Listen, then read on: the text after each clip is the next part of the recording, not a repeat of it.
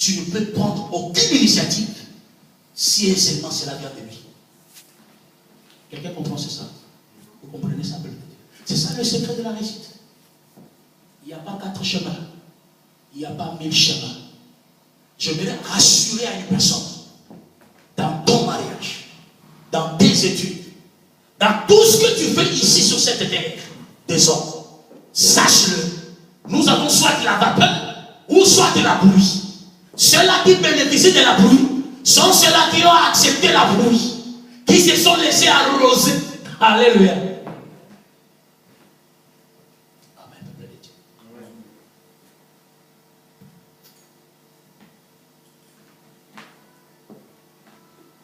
Que Jésus soit le Seigneur. Je répète, que Jésus soit le Seigneur de ta vie. J'ai dit encore que Jésus soit le Seigneur de ta vie. L'Église de Dieu est une institution que j'appelle théocratique. La théocratie veut dire seul Dieu règne sur son peuple. Alléluia. C'était ça le problème qui s'est passé en Israël. Du temps du prophète Samuel. Alléluia. Vous remarquerez le peuple par rapport à la comparaison. Ils se sont dit, mais d'autres nations ont des rois. Mais comment nous, Israël, nous resterons un peuple sans roi? Mais ils ont oublié qu'eux n'étaient pas une nation comme d'autres nations. Ils étaient une nation mise à part, dont seul Dieu était le roi. Mais ils sont allés dire à Samuel, Samuel, donne-nous un roi. Samuel a dit, quoi? Donne-nous un roi. Samuel est allé parler à Dieu, Seigneur Dieu. Le temps me dit, ne t'en fais pas, Samuel. Ce n'est pas toi qui le rejette, c'est moi qui le rejette. Maintenant, dites-moi, comment une nation terrestre, les humains, peuvent rejeter un créateur qui est un esprit? N'est-ce pas, étant des humains, on a aussi besoin d'avoir un président, d'avoir une personne qui règne sur nous. Est-ce que vous comprenez combien est-ce que le Seigneur est tellement jaloux quand tu laisses quelqu'un d'autre prendre le dessus sur ta vie? Vous comprenez un peu ça? Israël a provoqué la jalousie de Dieu. Il ne t'en fait pas. Ce n'est pas toi qui le rejettes, c'est moi qui le rejette. Saoul a été un roi qui a été le produit d'un résultat, ce que nous appelle, il n'était pas la volonté parfaite de Dieu. Et qu'est-ce que ça va? J'aimerais dire à une personne, il y a de ceux-là qui reçoivent des Saoul dans leur vie parce qu'ils déguerpissent Dieu dans leur cœur. Vous comprenez? Quand tu ne lui donnes pas la place considérable, parce que c'est un bon père, mon Dieu n'est pas un imposant. Mon Dieu n'est pas un dictateur. Il te laisse prendre les décisions de ta vie. Le résultat, c'est ton problème. Israël, tu veux un roi? Ok. Dieu lui-même prend soin de faire la sélection. Remarquez ce que Dieu fait. Il dit, ok, Samuel, lève-toi. Je vais te diriger dans une maison. Et je te dirai qui est-ce que tu dois être comme roi. Ça, c'est Dieu lui-même. Cependant, ce n'était pas sa volonté. Il amène le bien-aimé Samuel vers un certain Saoul. Alléluia. Saoul, d'ailleurs, qui était un benjamite, cependant la prophétie dit, la royauté ne peut venir que de la tribu de Juda. Est-ce que vous comprenez? Quelqu'un qui, d'ailleurs, d'après la véracité prophétique, n'était pas dans la lignée royale. Mais à cause de la colère de Dieu, il prend celui qui est d'une autre tribu. Il l'impose comme roi. Et il a violé la cérémonie de l'ordination prophétique. Il dit, lui, il faut le moindre avec la fiole. Alléluia. Moulongosi. Moulongosi. Or, nous savons, la véritable ordination, c'est fait avec la queue. La corne. Alléluia. Et il faut la corne, frère.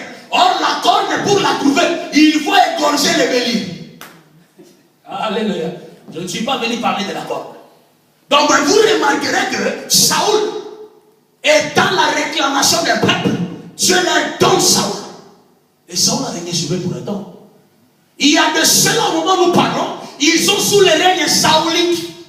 Pourquoi? Parce que vous avez déguerpi Dieu dans ton mariage, dans tes affaires, dans tout ce que tu fais. Tu auras Saoul comme roi. Et vous savez ce que Saoul fait? Saoul, même le prophète a dit, dites-leur que Saoul prendra vos femmes, Saoul prendra vos impôts, Saoul va vous diriger, va vous écraser. Voilà pourquoi tu remarques que tout ce que tu fais n'avance pas. Parce que tu as Saoul sur toi. Est-ce que je m'adresse à quelqu'un? Est-ce que je m'adresse à quelqu'un? Mais c'est lui dont je prêche. Si tu le laisses être le roi de ta vie, quand tu seras dans les dangers, c'est lui qui se lèvera à ta place. Oh, alléluia. Si Dieu est ton Dieu, quand tu traverses l'ombre de la vallée de la mort, tu parleras comme David. Je ne craindrai aucun mal, car ta houlette et ton bâton me rassurent. Est-ce que quelqu'un comprend? Tu peux déclarer comme David dans Psaume 23, l'Éternel est mon berger, je ne manquerai. Alléluia. Mais Saoul, il devient aussi faible. D'ailleurs, un jour, dans une grotte, un jeune homme comme David a Katina parti à la manaï. Donc Saoul, on peut l'atteindre. Saoul, on peut l'éteindre. Saoul, on peut le tuer. Mais le Dieu dont je te parle, quand il est roi de ta vie, est-ce que tu comprends que Psaume 145 a dit sa domination subsiste à toujours? Oh, alléluia.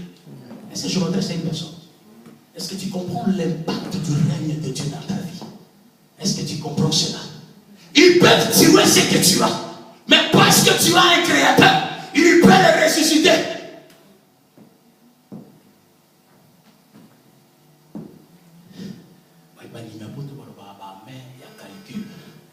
Alléluia. Voilà pourquoi des fois nous aimons la bourse de l'Afrique. En Afrique, c'est comme si on met la main dans le trésor, dans les gibecières prophétiques de l'homme de Dieu.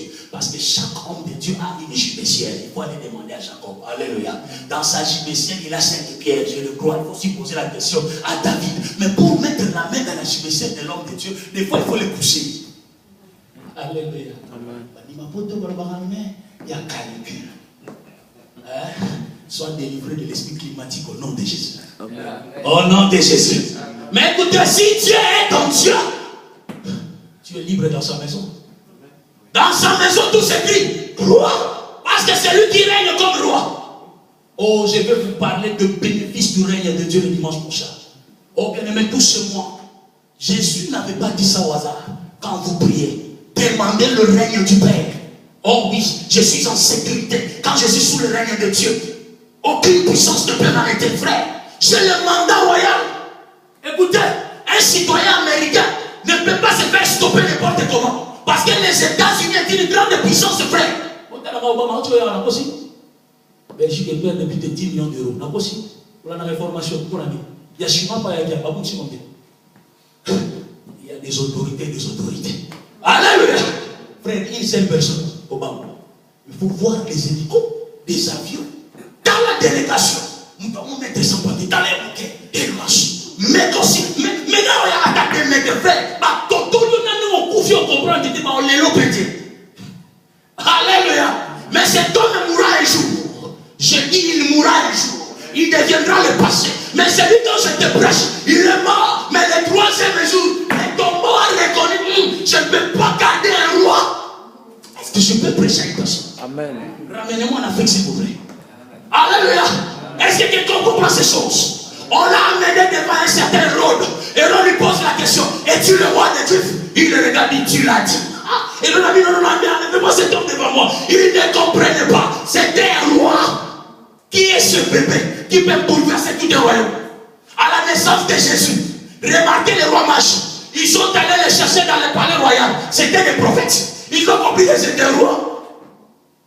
Est-ce que je m'adresse à quelqu'un? Qui est cet homme?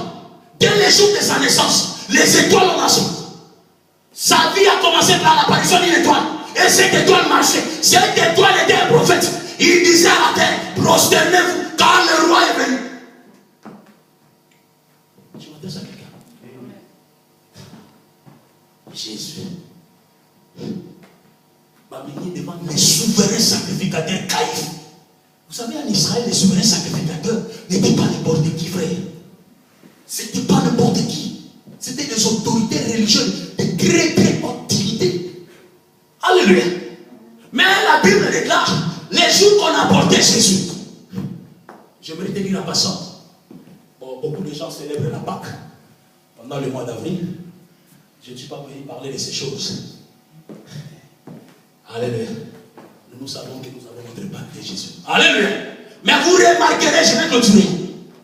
Dans Exode 12,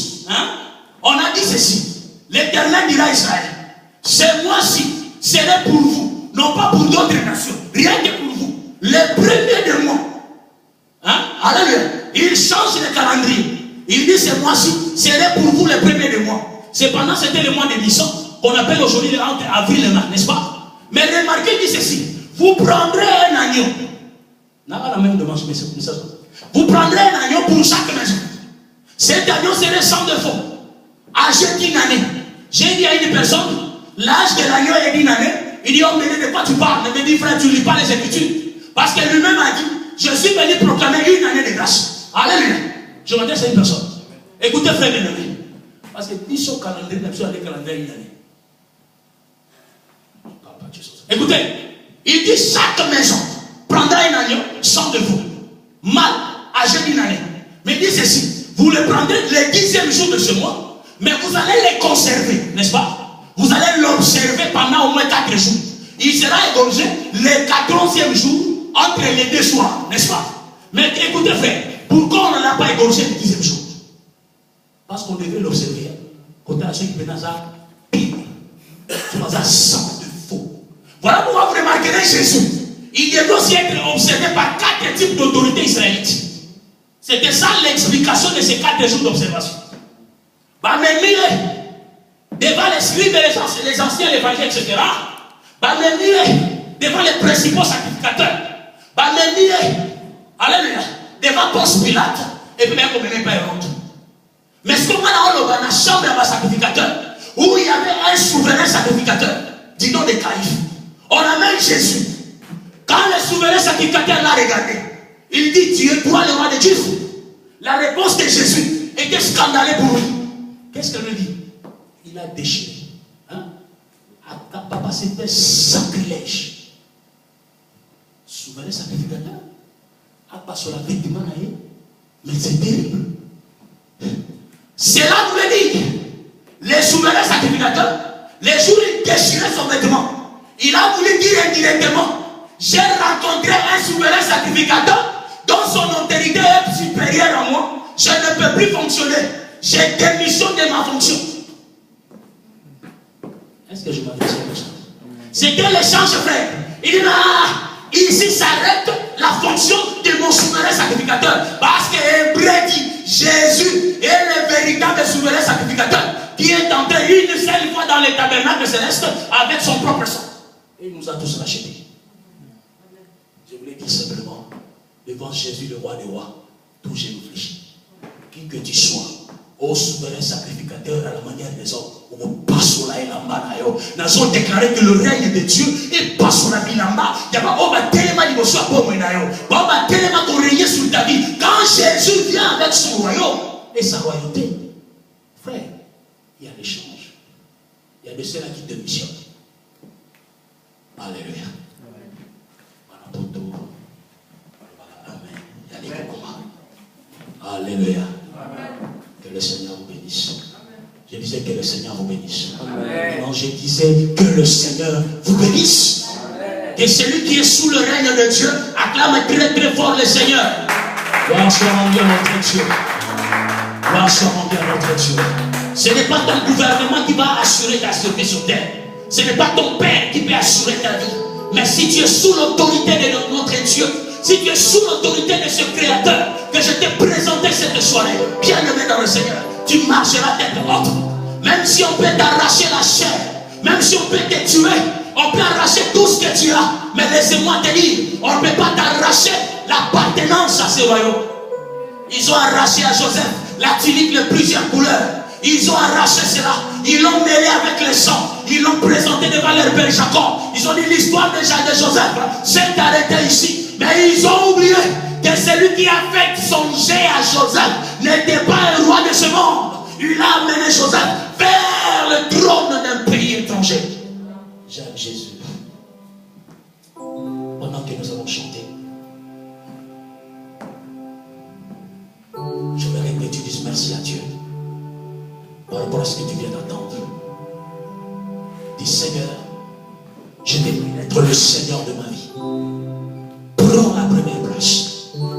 Je suis comparable à cette terre qui n'est pas fertile, cette terre stérile, Mais pour germer, pour manifester ce qui est en moi, oh, j'ai besoin de la pluie de ta parole qui est la constitution céleste. Viens, Seigneur. Est-ce qu'on peut prier au nom de Jésus? J'attends quelqu'un prier au nom de Jésus. Nous te disons